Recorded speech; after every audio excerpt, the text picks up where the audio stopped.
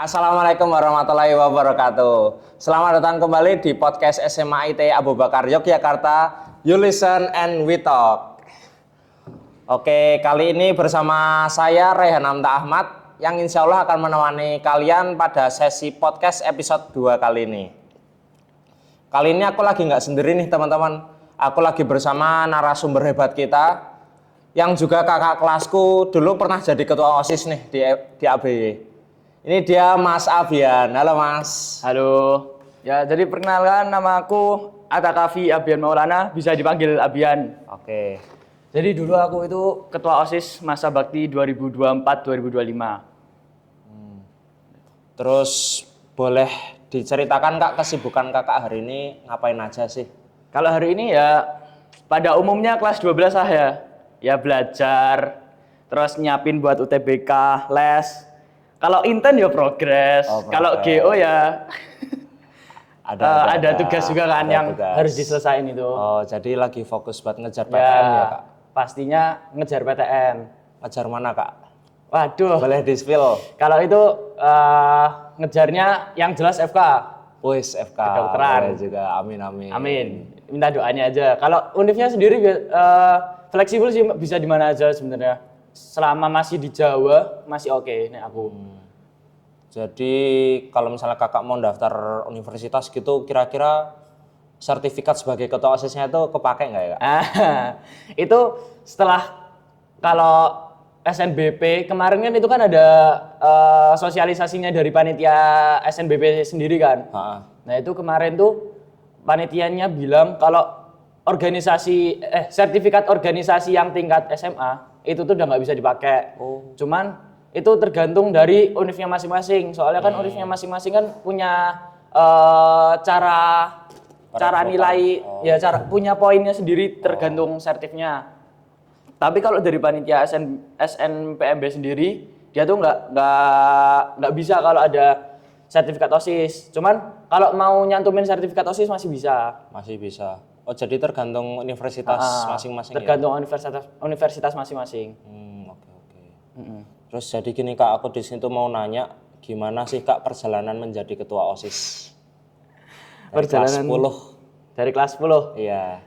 Sebenarnya dari kelas 10 itu cuman iseng-iseng aja daftar OSIS ya. Soalnya dulu itu pengalamanku dari SMP, aku tuh dulu pernah diajak jadi OSIA-nya sana. OSIA tuh kayak OSIS-nya sana. Oh iya. Tapi pas diajak itu tuh malah nggak jadi, udah diajak terus udah masuk, terus pas udah menjelang mau pelantikan itu malah nggak jadi. Jadi aku malah pas SMP itu nggak ada pengalaman sama sekali. Cuman pas SMP itu tuh OSIA-nya tuh sendiri ada kayak ngadain event, cuman yang megang tuh perangkatan kegiatan. Jadi OSIA-nya tuh dia kayak semisal ada pensi. Nah itu tuh yang ngurusin tuh angkatan itu sendiri. Jadi mulai dari proposal, mulai dari sponsorship, ngurusin semuanya gitu ya? Ngurusin semuanya, itu dari angkatannya sendiri. Tapi yang bimbing itu dari OSIS. Jadi pertama kali nyoba organisasi di SMA ini ya Kak? Pertama kali nyoba organisasi. Cuman ya pas SMP ya itu doang yang ngurusin event angkatan itu toh. Oke. Terus apa yang membuat dulu Kakak pingin mencalonkan diri sebagai ketua OSIS? Dulu aku kelas 10 tuh nggak ada keinginan buat jadi ketua OSIS. Soalnya setelah aku ngelihat pas kelas 10 aku masuk organisasi, itu tuh kayak mikirnya kayak, wah kelas 11 kayaknya enaknya buat santai-santai aja nyiapin buat mikir PTN. gitu. Rencananya kelas 11 tuh malah pengen keluar. Cuman aku tuh dulu kayak pengen jadi ketua OSIS tuh pas SMP. Dulu tuh sama temanku kita kayak ngobrol terus, ayo kita jadi ketua OSIS yuk besok di SMA masing-masing. Nah dia juga ayo. Nah sekarang kebetulan dia juga jadi ketua OSIS di SMA-nya dia. Aku lupa di mana sekarang sekolahnya. Itu. Cuman pas kelas 11 sendiri tuh aku nggak ada keinginan buat lanjut sebenarnya. Kenapa tuh Kak? Soalnya apa ya?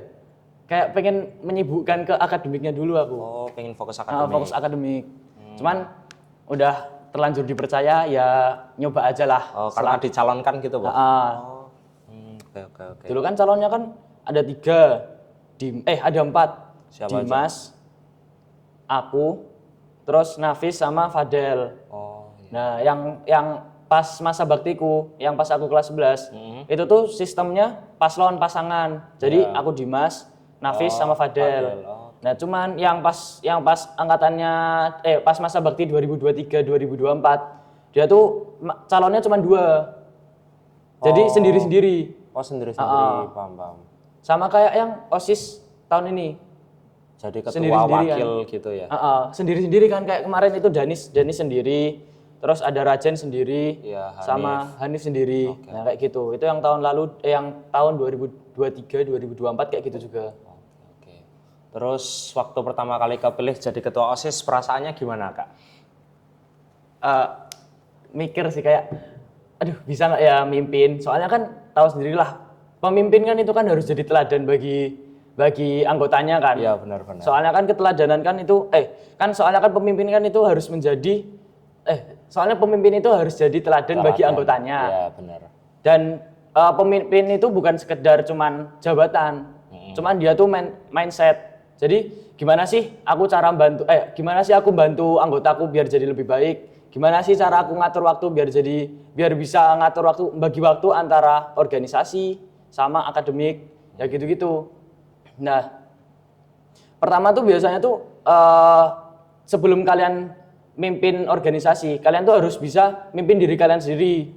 Gimana caranya ngatur waktu untuk kalian sendiri, gimana caranya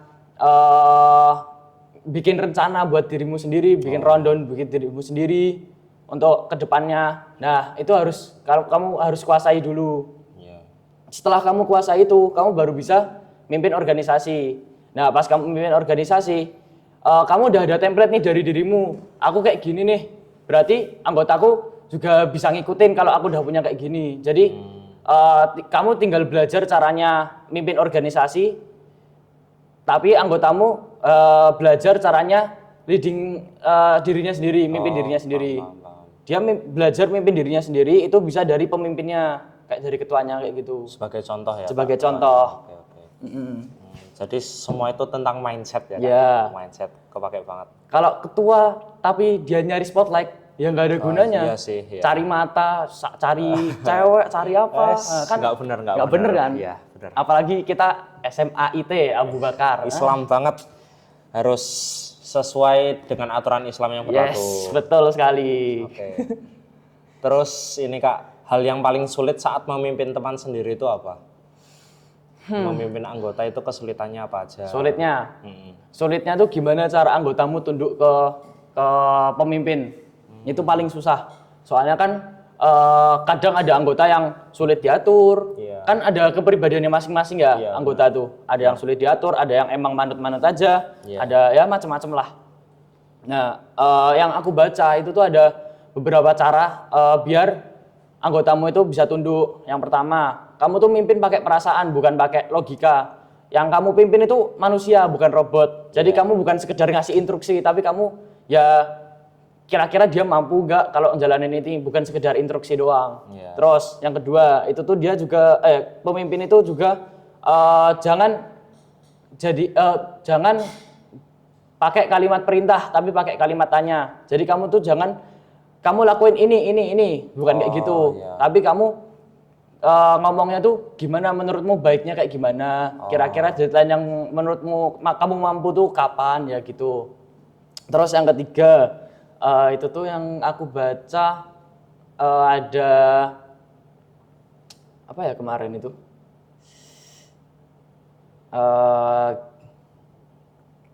Gimana? Aduh, gak lupa ya. Lupa. Ya, lanjut. Pokoknya intinya kalau mau ngatur anggota tuh pakai perasaan gitu ya. Soalnya mereka juga manusia gitu. Kan manusia kan punya perasaan masing-masing kan. Iya. Oke, terus pertanyaan selanjutnya nih Kak. Pernah nggak harus mengambil keputusan yang nggak semua orang tuh suka dengan keputusan tersebut? Kalau sepenglihatanku sih pernah ya. Cuman kan mengambil keputusan kan itu kan berdasarkan musyawarah ya. Itu wajib itu musyawarah. Benar. Soalnya kalau semisal keputusan cuma di tanganmu doang, itu tuh nggak bisa. Nggak bisa. Harus musyawarah dengan anggotamu. Kira-kira anggotamu juga setuju nggak kayak gini. Nah itu harus banget kayak gitu tuh. Terus kan sekarang lagi bulan puasa kan ya Kak, lagi bulan Ramadan. Punya nggak Kak kebiasaan baik yang biasanya dibangun sama Kakak pada bulan puasa kali ini? Kalau bulan puasa kan dia puasa itu kan wajib. Terus ada sholat taraweh itu juga walaupun bukan wajib, cuman sebisa mungkin dilaksanain terus bener. selama 29 sampai 30 hari. Oke. Nah itu kalau bisa dilaksanain terus. Terus yang jelas kan kalau bulan Ramadan kan pahalanya kan ditingkatin lagi kan, dilipat gandakan lagi. Oke. Nah jadi cara kamu memanen pahala itu bisa salah satunya dengan baca Quran. Soalnya kan tahu sendiri baca Quran tuh tiap huruf itu kan 10. Iya, apalagi kalau dilipat gandakan lagi jadi berapa tuh? Banyak banget kan. ya. Nah itu kalau bisa itu tuh baca Al-Quran kayak jadi manen pahala banget. Iya sih, benar-benar. Apalagi kalau kamu hatam itu berapa huruf coba yang kamu baca itu? Panen pahala banget. Apalagi kalau dapat malam Lailatul Qadar ya, Kak. Mantap itu. Banyak Terus, banget. Kakak punya target pribadi nggak selama bulan puasa ini? Target. Ya, target pribadi. Ya yang jelas bisa hatam sih berapapun Amin, itu. amin. Minimal kalau bisa sekali. Ya. Terus perbanyak sholat-sholat sunnah kayak semisal tahajud, terus duha, ya gitu-gitu. Masya Allah. Itu insya Allah jadi target. Terus, rencana besok mau itikaf nggak, Kak? Itikaf, ya pengen itikaf. Tapi itikaf mungkin nanti sambil disambi kayak baca Quran. Itu itikaf ya baca Quran ding. Kayak misal disambi sama belajar. Kan soalnya kan itu kan udah mepet-mepet sama UTBK juga kan. UTBK-nya aja kan tanggal 21 April mulainya tuh. Itikaf mulai tanggal 10 ya? Sebentar lagi. Ya, sebentar lagi kan. Berarti sambil nyambi itikaf juga nyambi belajar juga ya. Oke. Terus kan Kakak sebagai OSIS, acara OSIS apa nih Kak yang paling berkesan selama Kakak menjabat? Semua acara OSIS itu paling berkesan. Yang paling berkesan. Yang paling banget. berkesan itu A-Station. Wah, itu paling berkesan karena banyak banget itu kendalanya, banyak banget yang bisa dipelajari.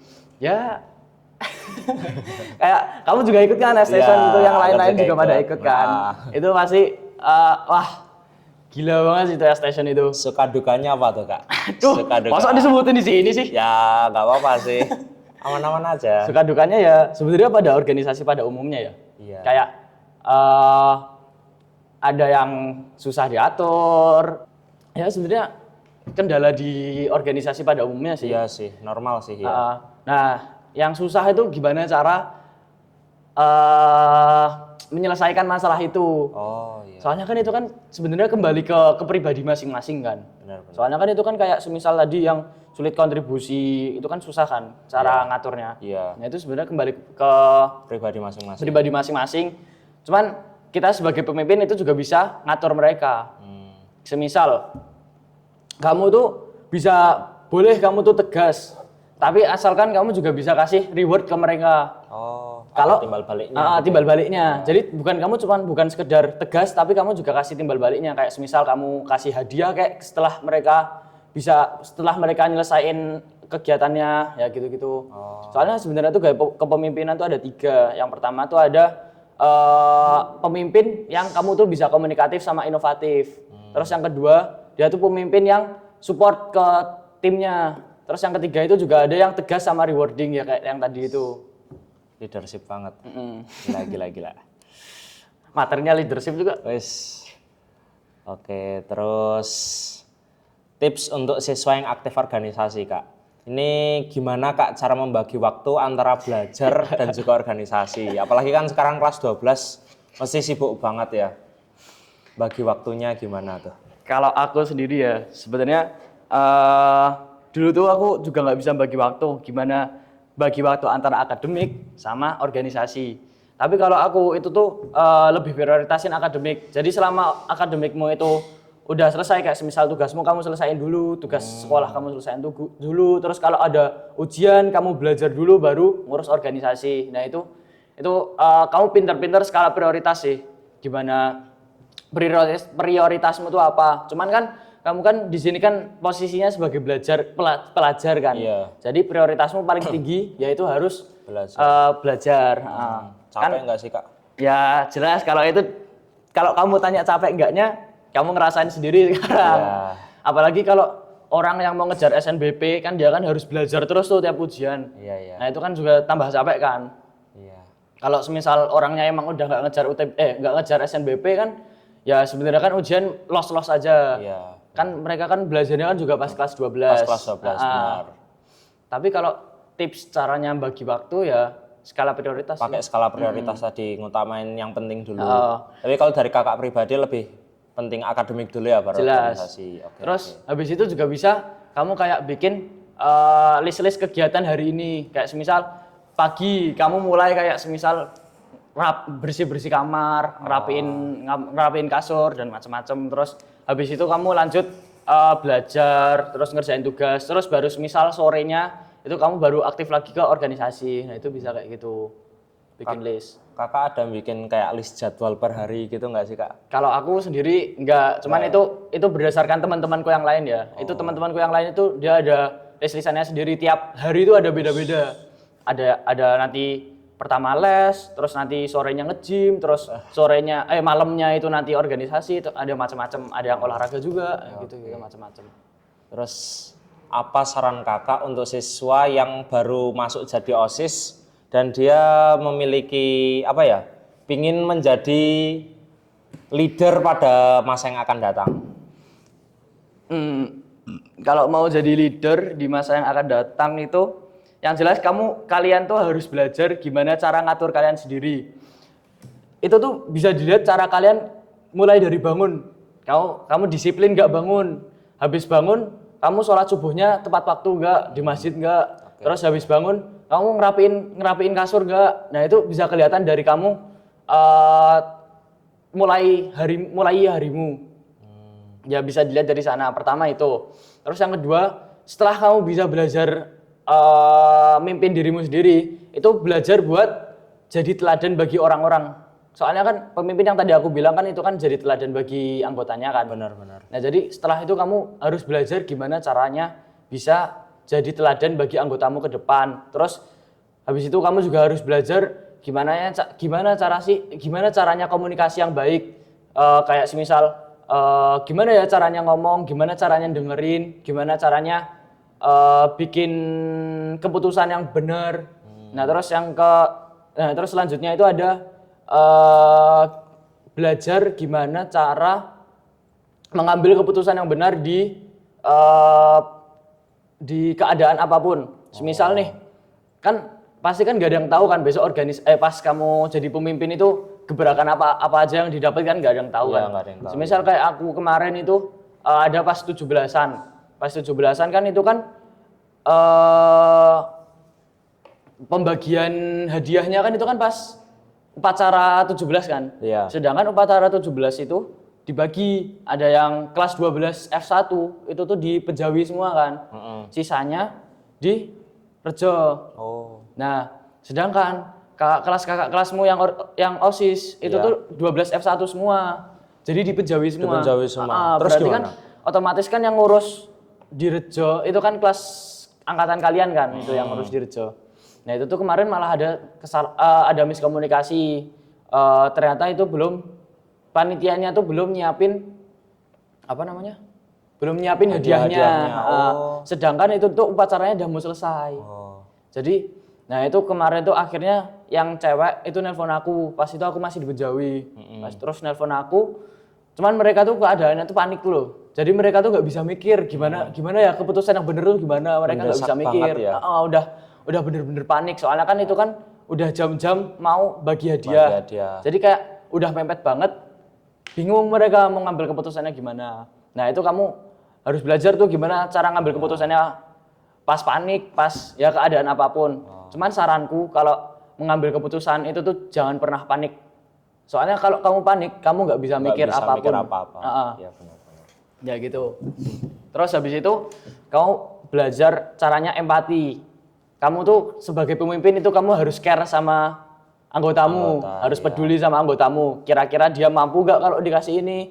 Kira-kira dia sekarang tuh lagi capek atau enggak? Kalau semisal dia lagi capek, ya kamu kasih motivasi, terus kurangi kerjaannya dulu, ya gitu-gitu. Oke. malah kalau semisal dapat masalah di kondisi mendesak kayak tadi malah jadi pengalaman ya kak? Nah, malah jadi pengalaman yang bener-bener tidak terlupakan. Soalnya kemarin itu pas 17-an, wah itu yang gender sebelah. Oh, gender sebelah? Gimana? Yang gender sebelah itu udah panik banget, nggak tahu ngapain. Pas itu telepon aku. Iya. Terus aku mau kasih solusi, cuman mereka kayak ngoceh terus, kayak ngomong-ngomong terus kan. Aku jadinya nggak bisa ngomong kan. Iya, Terus pas mereka selesai ngomong, ternyata malah dimatiin teleponnya. Aduh. Aku malah belum sempet ngomong kasih solusinya. Padahal aku sama Dimas, wakilku itu tuh kita udah sempat ngobrol dikit. Pas nyambi telepon kita sempat mikir gimana ya caranya. Nah, kita udah nemu, cuman pas mau ngomong, mereka nggak berhenti ngomongnya, soalnya udah terlanjur panik. Terus pas dia matiin, terus aku telepon lagi ulang. Terus aku suruh diem dulu kan. Suruh diem, terus aku ngomong solusinya gini. Terus habis ngasih solusi, aku sama Dimas langsung gaspol ke Rejo buat nyelesain. Yes, emang gender sebelah kalau panik tuh paniknya panik Emang banget ya? emang. Udah kalau ada hal mendesak itu udah susah. Yes, panik banget. Kira-kira pengalaman kayak gitu tuh bisa membantu nggak kak di kehidupan selanjutnya? Mungkin di Jelas. perkuliahan atau setelah perkuliahan gitu? Jelas, itu kepake banget. Apalagi kalau kamu tipe orang yang nggak bisa komunikasi, pas di organisasi kamu belajar cara komunikasi, itu bakal ngaruh banget ke depannya. Pas kuliah, kamu bisa jadi nyari teman yang banyak, kamu bisa bikin relasi. Soalnya kan kuliah kan sebenarnya kan salah satu tujuannya juga kamu nyari relasi kan buat pekerjaan besok. Nah itu kamu kalau semisal di SMA, di SMP kamu belum bisa komunikasi yang baik, kamu bisa pas di SMA ikut organisasi, terus belajar bener-bener belajar, jangan cuman sekedar ikut, jangan sekedar organisasi itu sebagai syarat kelulusan, bukan cuman itu doang. Tapi kamu kalau mau ikut organisasi itu tuh harus bener-bener punya tujuan. Kamu di sini pengen belajar ini. Nah itu bakal baru berpengaruh ke depannya.